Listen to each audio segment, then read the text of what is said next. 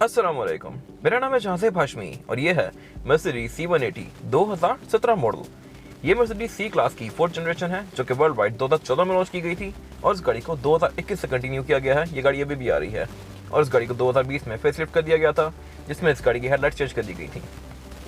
ये मर्सिडीज की लाइनअप में एक एंट्री लेवल कार है यानी C क्लास और इसमें बहुत सारे इंजन साइज ऑफर होते हैं C180, C200, C250 और इवन C63 जो कि इस गाड़ी का top of the line modern monsters version है। ये गाड़ी एक एंट्री लेवल सेडान है तो ये साइज में थोड़ी छोटी है और इंजन इस गाड़ी में 16 सीसी टर्बो आता है, लेकिन परफॉर्मेंस के लिहाज से ये गाड़ी काफ़ी अच्छी है। और क्योंकि ये एक एंट्री लेवल कार है लेकिन मर्सिडीज़ की है तो इसमें एलिगेंस, लग्जरी, स्टाइलिंग वगैरह पे बहुत अच्छा काम किया गया है और ये गाड़ी देखने में, लुक्स में, ड्राइव में बहुत मज़ेदार गाड़ी है। लेकिन इस गाड़ी की प्राइस भी काफ़ी है, 1,20,00,000 रुपये। ये कार 1,20,00,000 की है और हाई ड्राइव मोटर्स पे लिस्टेड है। अगर आपने इस गाड़ी के बारे में कोई इन्फॉर्मेशन लेनी है तो आप इस दिए गए नंबर पे कॉल कर सकते हैं। ओवरऑल पाकिस्तान में एक काफ़ी अच्छी कार है। अगर आपका बजट 1 करोड़ तक का है और आप कोई जीप नहीं लेना चाहते तो ये गाड़ी एक बहुत अच्छा ऑप्शन है पाकिस्तान में रखने के लिए। और मर्सिडीज ऑब्वियसली एक स्टेटस सिंबल है वर्ल्ड वाइड भी और पाकिस्तान में तो कुछ तरह ही। Overall, it's a great car, and today I'm going to review it. Let's start with the exterior of this car. ये Mercedes C180 का फ्रंट लुक है जो कि मेरी ओपिनियन में काफ़ी खूबसूरत है और ये पिछली जनरेशन के ऊपर एक काफ़ी इंप्रूवमेंट है। अगर आप इस मॉडल ईयर की Mercedes को देखें मोस्टली को तो इनका फ्रंट लुक काफ़ी हद तक मिलता जुलता है। अगर S क्लास देखें, E क्लास या C क्लास तो एक लेमैन इनके अंदर डिफ्रेंशिएट नहीं कर सकता अनलेस वो इनके साइज़ पे गौर करे। बाकी इस गाड़ी का फ्रंट मेरी ओपिनियन में काफ़ी एलिगेंट है। इवन ये कार एंट्री लेवल सेडान होते हुए भी काफ़ी एलिगेंट है।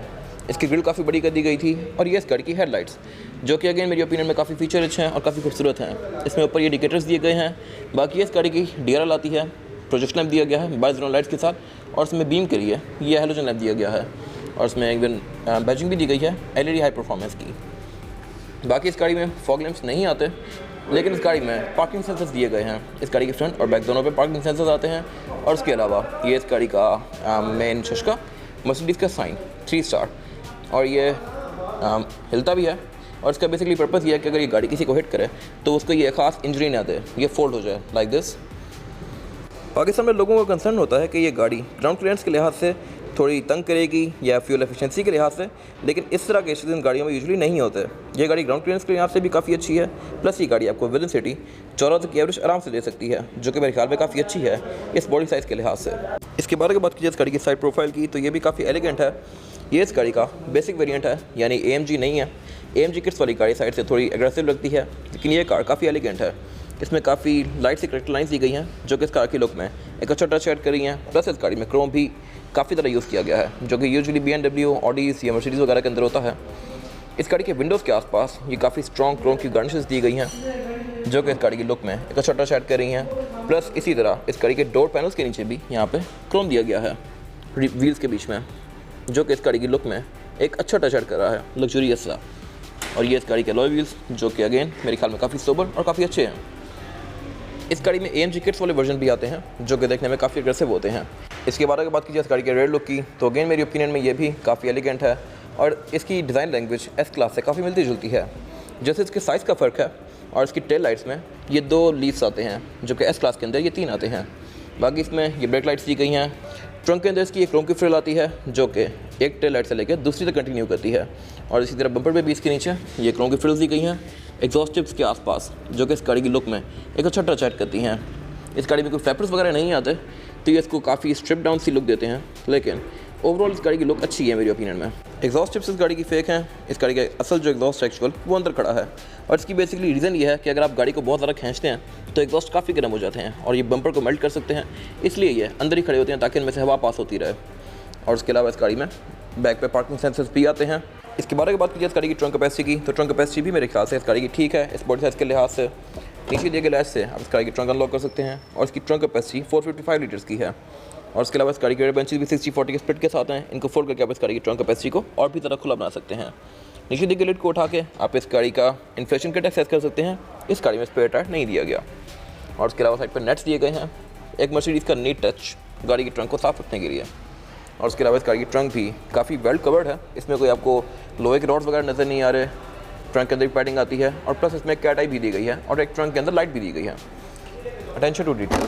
और उसके अलावा इस गाड़ी के सारे कट्स एंड कट्स काफ़ी अच्छे ब्लेंड कर रहे हैं। ट्रंक के अंदर, फेंडर्स के अंदर, इसमें कहीं आपको रफ वाला टच नज़र नहीं आ रहा। इसके इवन कट्स, बॉडी की फिनिश, विंडोज़ वगैरह ये काफ़ी अच्छी ब्लेंड कर रही है एक दूसरे के अंदर। इसके बारे में बात की जाए इस गाड़ी के इंटीरियर की, तो ये मर्सिडीज C180 का इंटीरियर है जो कि मेरी ओपिनियन में काफ़ी एलिगेंट है और काफ़ी स्टाइलिश है। इसमें ऐसी बहुत सारे गेजेस, इंस्ट्रूमेंट क्लस्टर, स्क्रीन्स और लाइट्स वगैरह दी गई हैं जो कि इस गाड़ी के इंटीरियर को काफ़ी मज़ेदार लुक देती हैं। और ये चीज़ें आपको होंडा या होंडाई वगैरह में नहीं मिलती और मेरे ख्याल में ये गाड़ी बहुत ज़बरदस्त है। अगर बात की जाए इस गाड़ी के ओवरऑल डैशबोर्ड की, तो इसमें बहुत सारी डिफरेंट लेयर्स दी गई हैं जिनके बारे में मैं आगे बात करता हूँ। अगर बात की जाए इस गाड़ी के स्टीयरिंग व्हील की, तो स्टीयरिंग व्हील भी इस गाड़ी का मेरी ओपिनियन में काफ़ी खूबसूरत है। ये 3 स्पोक है और लेफ्ट राइट स्पोक पर डिफरेंट कंट्रोल्स दिए गए हैं। लेफ्ट स्पोक को जो कंट्रोल्स दिए गए हैं, यहाँ से आप इस गाड़ी के इंस्ट्रूमेंट क्लस्टर के बीच में नेविगेट कर सकते हैं। और राइट स्पोक को जो कंट्रोल्स दिए गए हैं, ये इस गाड़ी के मल्टीमीडिया सिस्टम के हैं और कॉल, अटेंड और डिक्लाइन करने के हैं। बाकी इस गाड़ी का सेंटर में मोनोग्राम दिया गया है और इस गाड़ी के ओवरऑल पूरे डैशबोर्ड के सारे मटेरियल्स ही काफ़ी प्रीमियम है। स्टीयरिंग व्हील इस गाड़ी का लेदर की फिनिश में है, ये वाला एरिया भी इसका लेदर की फिनिश में है और इस गाड़ी में टोटल 8 एयर बैग्स आते हैं। एक स्टीयरिंग व्हील में माउंटेड है, एक डैशबोर्ड के अंदर, 4 पिलर्स में और 2 सीट्स के साइड पर। इसके बारे में बात की जाए इस गाड़ी के मीटर की, तो इस गाड़ी का मीटर भी मेरी ओपिनियन में काफ़ी ज़बरदस्त है। Despite being a 1600 CC car, इसमें मीटर 260 तक आता है जो एक काफ़ी सिग्निफिकेंट स्पीड है। और उसके अलावा बीच में यहाँ पे इस गाड़ी का एक इंस्ट्रूमेंट क्लस्टर दिया गया है जो कि आपको बहुत सारी चीज़ें शो करवाता है इस गाड़ी के बारे में। इसको आप यहाँ से कंट्रोल कर सकते हैं और इसके बीच में ऐसी बहुत सारी चीज़ें आती हैं जो कि यूजली कार्स में नहीं आती होती। जैसे कि अब ये सर्विस का मेन्यू खुला हुआ है, तो इसमें ये गाड़ी आपको मैसेज शो करवाएगी कि क्या क्या चीज़ें ड्यू हैं सर्विस होने के लिए। जैसे अभी 1 मैसेज आया हुआ है, चेंज की बैटरीज, इसकी यानी की बैटरी चेंज होने वाली हैं। बाकी जो भी मैसेज होगा इसका वो यहाँ पे आया करेगा। टायर प्रेशर मॉनिटर इसमें यहाँ पे दिया गया है और उसके अलावा नीचे SS+ दिया गया है जो कि इस गाड़ी की ओवरऑल चीज़ें शो करवाता है कि सर्विस कब ड्यू है। और SS में इसमें ASSYST लिखा हुआ है। आई डोंट नो इसकी क्या साइंस है, लेकिन लास्ट में कोई ना कोई साइंस होगी। बाकी ओवरऑल काफ़ी इंटरेक्टिव है और आपको ये बहुत सारी चीज़ें डिस्प्ले करता है। राइट पे RPM दिया गया है और बाकी ये नॉर्मल सा है। इसकी हाउसिंग भी मेरी ओपिनियन में काफ़ी ज़बरदस्त है। और अगर बात की जाए इस गाड़ी के स्टीयरिंग के कंट्रोल्स की, तो स्टीयरिंग के पीछे जो एक कॉलम दिया गया है, ये बेसिकली इस गाड़ी का गियर लेवर है। इस गाड़ी में गियर यहाँ पे नहीं आता। इस एरिया को क्लीन करने के लिए इसमें गियर यहाँ पे दिया गया है। BMW 7 सीरीज़ वगैरह में भी और इवन मर्सिडीज़ में भी गियर्स यहाँ पे आते हैं। इसको अगर आप ऊपर करेंगे तो ये रिवर्स हो जाएगी, बीच में न्यूट्रल है, ड्राइव और पार्किंग करने के लिए इस बटन को दबाएंगे तो ये पार्किंग हो गई है। और उसके अलावा being entry level sedan, Mercedes में पैडल शिफ्टर्स आते हैं, इवन C180 के अंदर भी। लेफ्ट राइट में पैडल शिफ्टर्स दिए गए हैं और उसके अलावा लेफ्ट पे इस गाड़ी के विंडशील्ड वॉशर के कंट्रोल्स दिए गए हैं, प्लस इंडिकेटर दिए गए हैं और इसको पुश करेंगे तो इसके वाइपर्स ऑन होते हैं। और इस गाड़ी में क्रूज कंट्रोल भी आता है। इसके बारे में बात की जाए इस गाड़ी के डैशबोर्ड की, तो डैशबोर्ड भी मेरे ख्याल में इसका काफ़ी प्रीमियम है। इसमें सारे मटेरियल्स काफ़ी प्रीमियम यूज़ किए गए हैं। आपको कहीं भी इसमें चीप प्लास्टिक नज़र नहीं आ रहा। बीच में ये वुड की ट्रिम फॉलो की गई है और इसके बहुत सारे डिफरेंट लेयर्स हैं। ऊपर ये डार्क ब्राउन सी है, फिर बीच में क्रोम की दी गई है, नीचे ऑफ वाइट। और इसका ओवरऑल जो इंटीरियर का कॉम्बिनेशन है ये मेरी ओपिनियन में काफ़ी खूबसूरत है। सेंटर में यहाँ पे इसके मल्टीमीडिया सिस्टम दिया गया है जो कि फ्लोटिंग डिजाइन के अंदर है। नीचे यहाँ पे एक स्क्रॉल व्हील दिया गया है जिससे आप इसके डिफरेंट मेन्यूज के बीच में नेविगेट कर सकते हैं। और उसके अलावा एक यहाँ पे कर्सर दिया गया है जिससे आप डिफरेंट चीज़ों को सिलेक्ट कर सकते हैं, लाइक दिस। इसके अंदर बहुत सारी डिफरेंट चीज़ें आती हैं जैसे कि honours manual, time, vehicle setting. Vehicle setting में अगर मैं जाऊँगा तो ये गाड़ी आपको बहुत सारी डिफरेंट चीज़ें शो करवाती है जैसे कि acoustic lock feedback, automatic mirror folding. ये सारी चीज़ें आप इस गाड़ी की यहाँ से कंट्रोल कर सकते हैं। इनको आप ऑन ऑफ करना है तो आप यहाँ से सेलेक्ट कर सकते हैं, लाइक दिस। मल्टीमीडिया सिस्टम से नीचे यहाँ पे इस गाड़ी के एयरवेंट्स दिए गए हैं। इस गाड़ी में टोटल 5 एयरवेंट्स आते हैं सिर्फ डैशबोर्ड के अंदर और बाकी बैक पे भी 2 आते हैं। इन एयरवेंट्स को आप किसी भी डायरेक्शन में रोटेट कर सकते हैं और ओपन और क्लोज कर सकते हैं। नीचे यहाँ पे इसके डिफरेंट कंट्रोल्स दिए गए हैं। इस गाड़ी में क्लाइमेट कंट्रोल आता है जो कि डुअल जोन है, यानी ड्राइवर और पैसेंजर अपनी मर्जी के लिहाज से क्लाइमेट कंट्रोल को एडजस्ट कर सकते हैं। बाकी यहाँ पे मोड सेलेक्टर दिया गया है, फैन स्पीड एडजस्टमेंट के कंट्रोल्स दिए गए हैं, बाकी विंडशील्ड फोकस दिए गए हैं, इस तरह की डिफरेंट चीज़ें। ये सारा इसका बेसिकली क्लाइमेट कंट्रोल है। उससे नीचे यहाँ पे इस गाड़ी का मल्टीमीडिया सिस्टम के कंट्रोल्स दिए गए हैं, नेविगेशन, रेडियो, मीडिया और बीच में मर्सिडीज़ की क्लॉक दी गई है जो कि काफ़ी एलिगेंट है और ये रात के टाइम में ग्लो करती है। बाकी यहाँ पे हेडलाइट का बटन दिया गया है जो कि ब्लिंक करता है ऑब्वियसली हेडलाइट्स के साथ। और उससे नीचे यहाँ पे इस गाड़ी का एक सर्च कंसोल दिया गया है जो कि काफ़ी स्पेशियस है। इसके अंदर एक सिगरेट आता है, ड्रॉर आती है और 2 कप होल्डर्स आते हैं।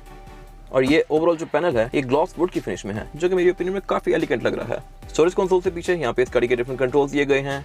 बीच में यहाँ पे ट्रैक पैड दिया गया है जहाँ से आप इस गाड़ी की स्क्रीन के बीच में नेविगेट कर सकते हैं। बाकी यहाँ पे एक स्क्रॉल व्हील दिया गया है जिससे आप इस गाड़ी के डिफरेंट मेन्यूज के बीच में स्विच कर सकते हैं। और उसके साथ यहाँ पे इस गाड़ी के वॉल्यूम के कंट्रोल्स दिए गए हैं। और उसके अलावा ये एक यहाँ पे बटन दिया गया है, ये इस गाड़ी के रेड ब्लाइंड का है। इस गाड़ी में रेड ब्लाइंड भी आता है जो कि ऑटोमेटिक है और मर्सिडीज़ का सिंबल है बेसिकली। आप यहाँ से इस गाड़ी के रेड ब्लाइंड को भी फोल्ड अनफोल्ड कर सकते हैं। और उसके साथ यहाँ पे ये इस गाड़ी के डिफरेंट मोड्स के स्विच दिए गए हैं। इस गाड़ी में बहुत सारे मोड्स आते हैं जैसे कि इंडिविजुअल, स्पोर्ट्स, कंफर्ट, इको। और इनके बीच में आप इसको यहाँ से स्विच कर सकते हैं। नीचे यहाँ पे पार्किंग सेंसर्स का कंट्रोल दिया गया है, यहाँ से आप इस गाड़ी के पार्किंग सेंसर्स को भी ऑन और ऑफ कर सकते हैं। पीछे यहाँ पे एक इक्वल लिंक का कंट्रोल दिया गया है, यानी कि अगर आप गाड़ी ब्रेक लगा के प्रॉपर स्टॉप कर देंगे तो गाड़ी बंद हो जाएगी और जैसे आप ब्रेक से पाँव उठाएंगे तो गाड़ी ऑटोमेटिकली स्टॉप होगी, जैसे कि 660 गाड़ियों में आता है और इवन ये इस गाड़ी में भी दिया गया है। Despite being luxury car, centre console भी इस गाड़ी का लेदर की फिनिश में है और इसको ओपन करने के लिए यहाँ पे एक बटन दिया गया है। ये 2 डिफरेंट हुड्स ओपन होते हैं और सेंटर कंसोल भी इस गाड़ी का मेरी ओपिनियन में ठीक है, कोई बहुत ज़्यादा स्पेशियस नहीं है। और उसके बाद अगर बात की जाए इस गाड़ी की सीट्स की, तो ये इस गाड़ी की सीट्स हैं जो कि लेदर की फिनिश में है और मेरी ओपिनियन में ये काफ़ी प्रीमियम है, एक तो लेदर के लिहाज से भी प्लस सीटिंग पोस्चर के लिहाज से भी। ये सीट्स काफ़ी डिफरेंट कट्स के अंदर है, तो आप इसके अंदर बैठते हैं तो आपको एक प्रॉपर एक सीट वाली फीलिंग आती है। ये गाड़ी आपको मेरे ख्याल में थकाएगी नहीं बिल्कुल भी लॉन्ग रूट्स पे भी। और उसके अलावा ये सीट्स इलेक्ट्रॉनिकली एडजस्टेबल हैं। और अगर बात की जाए डोर्स की, तो डोर्स भी इस गाड़ी के इसके डैशबोर्ड की तरह ही हैं, काफ़ी प्रीमियम है। इसके अंदर डिफरेंट फ्रिल्स फॉलो की गई हैं। इस गाड़ी में एम्बिएंट लाइटिंग भी आती है जो कि जलते हुए रात को इस गाड़ी को काफ़ी अच्छी लुक देती है। और इस गाड़ी के ओवरऑल डोर पैनल्स भी लेदर की फिनिश में है। प्लस इस गाड़ी में 8 स्पीकर आते हैं और ये स्पीकर्स बर्डमास्टर के हैं जो कि काफ़ी एक्सपेंसिव ब्रांड है फॉर स्पीकर्स। ड्राइवर के राइट साइड पे इस गाड़ी में विंडोज़ लॉकर और लॉकर के कंट्रोल्स दिए गए हैं और ये काफ़ी प्रीमियम है और एल्यूमिनियम की फिनिश में है। उससे ऊपर यहाँ पे इस गाड़ी के साइड मिरर के कंट्रोल्स दिए गए हैं। इस गाड़ी में साइड मिरर्स रिट्रैक्टेबल आते हैं, यानी कि गाड़ी के अंदर बैठ के आप इनको फोल्ड अनफोल्ड कर सकते हैं, ऑब्वियसली क्योंकि ये एक लग्जरी कार है। और उसके अलावा इस गाड़ी में लॉक अनलॉक के कंट्रोल्स भी डोर लॉक के साथ दिए गए हैं, यहाँ से आप इसको लॉक अनलॉक कर सकते हैं। और उससे आगे यहाँ पे इस गाड़ी की हेडलाइट के कंट्रोल्स दिए गए हैं। मर्सिडीज़ के अंदर मोस्टली हेडलाइट के कंट्रोल ड्राइवर के राइट साइड पे आते हैं यहाँ पर। और इस गाड़ी की हेडलाइट में ऑटो वाला फीचर भी आता है, इसको आप ऑटो पे रखेंगे तो ये ऑटोमेटिकली ऑन ऑफ होंगी रात को सेंस करके।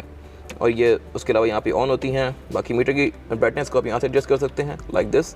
साथ ही इस गाड़ी का पुश स्टार्ट दिया गया है। इस गाड़ी में की इमोबिलाइजर वाली आती है और ये इसका पुश स्टार्ट है। और ये क्योंकि बटन है तो कुछ लोग होते हैं ओल्ड स्कूल जो कि की इंसर्ट करके गाड़ी को स्टार्ट करना पसंद करते हैं, तो इसमें भी एक ट्रिक है, इसको आप निकाल भी सकते हैं लाइक दिस। ये निकल आता है, इसको निकाल के आप अपनी की को इंसर्ट करके इस गाड़ी को ओल्ड स्कूल तरीके से भी स्टार्ट कर सकते हैं। ये इस गाड़ी की फिजिकल की है जिसको आप यहाँ पर डाल के इस गाड़ी को एक नॉर्मल तरीके से स्टार्ट कर सकते हैं लाइक दिस। तो ये टोटली आपके ऊपर है कि आप नए तरीके से या पुराने तरीके से गाड़ी को स्टार्ट करना चाहते हैं। ये इसका बटन है जिसको आप यहाँ पर डाल के इस गाड़ी को एक न्यू तरीके से स्टार्ट कर सकते हैं जो कि थोड़ा एडवांस है। और हर मर्सिडीज़ की तरह पार्किंग ब्रेक भी इस गाड़ी की यहाँ पे दी गई है। ये इस गाड़ी की पार्किंग ब्रेक है। पार्किंग ब्रेक इस गाड़ी की यहाँ पे नहीं आती, जो नए लोग बैठते हैं उनको समझने में थोड़ी देर लगती है। सी क्लास में पहले खींचने वाली आती थी, अब इस गाड़ी में इलेक्ट्रॉनिक दे दी गई है। और उसके अलावा ट्रंक रिलीज भी इस गाड़ी का ड्राइवर के साथ ही दिया गया है और ये भी इलेक्ट्रॉनिक है और इसकी फिनिश भी काफ़ी अच्छी है मेरी ओपिनियन में। और ये इस गाड़ी की डोर सिल्स जो कि एल्यूमिनियम की फिनिश में है और ये ग्लो करती हैं रात में। और इस गाड़ी में स्टेप लाइट्स भी आती हैं जो कि आपको उतरते टाइम रात में काफ़ी हेल्प करती हैं। और ड्राइवर और पैसेंजर्स सबके फुटवेल में इसमें एम्बिएंट लाइटिंग भी दी गई है जो कि इसको काफ़ी लग्जरियस फील देती है। वैनिटी मिरर इस गाड़ी में ड्राइवर और पैसेंजर दोनों के लिए आते हैं विद अ लाइट जो कि ऑटोमेटिक है। और सेंटर में यहाँ पे बहुत सारे डिफरेंट कंट्रोल्स दिए गए हैं। इस गाड़ी में बहुत सारी लाइट्स आती हैं, जैसे कि अब ये रीडिंग लाइट्स हैं जो कि इस टाइम मैंने ऑन की हुई हैं और ये इस मिरर के नीचे दी गई होती हैं। सेंटर में यहाँ पे इसकी ये एम्बिएंट लाइट्स दी गई हैं जो कि इस वाले एरिया के ऊपर रिफ्लेक्ट करती हैं। इसमें एम्बिएंट लाइट्स यहाँ पे दी गई हैं। ये इस गाड़ी की केबिन लाइट्स दी गई हैं जो कि काफ़ी बड़ी हैं और बहुत सारी हैं।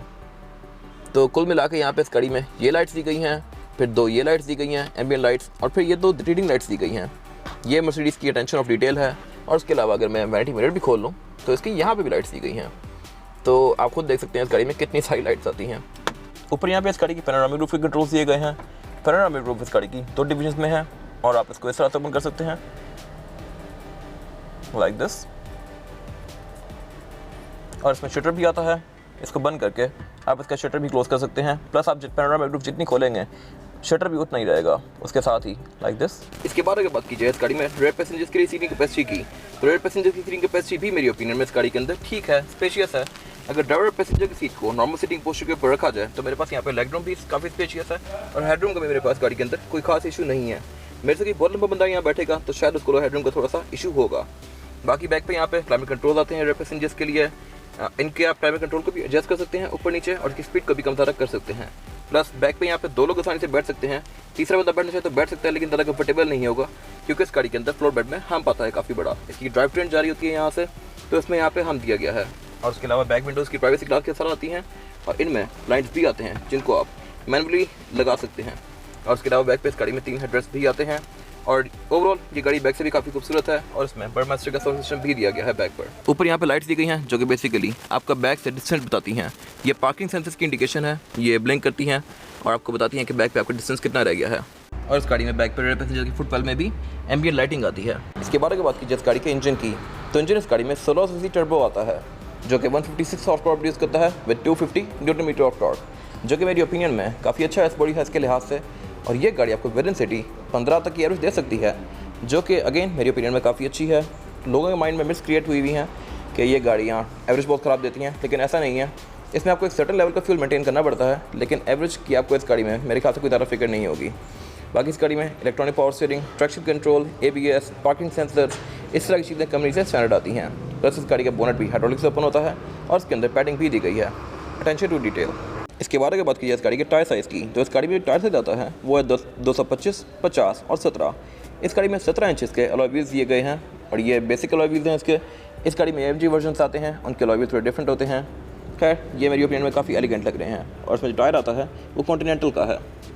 ये इस गाड़ी की फिजिकल की है। बैक पे मर्सिडीज का लोगो आता है यहाँ पे और फ्रंट पे इसमें लॉक, अनलॉक और ट्रंक रिलीज किया गया होता है।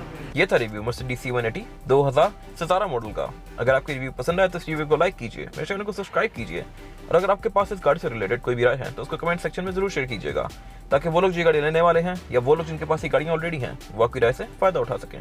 अपना ख्याल रखिएगा। Thank you.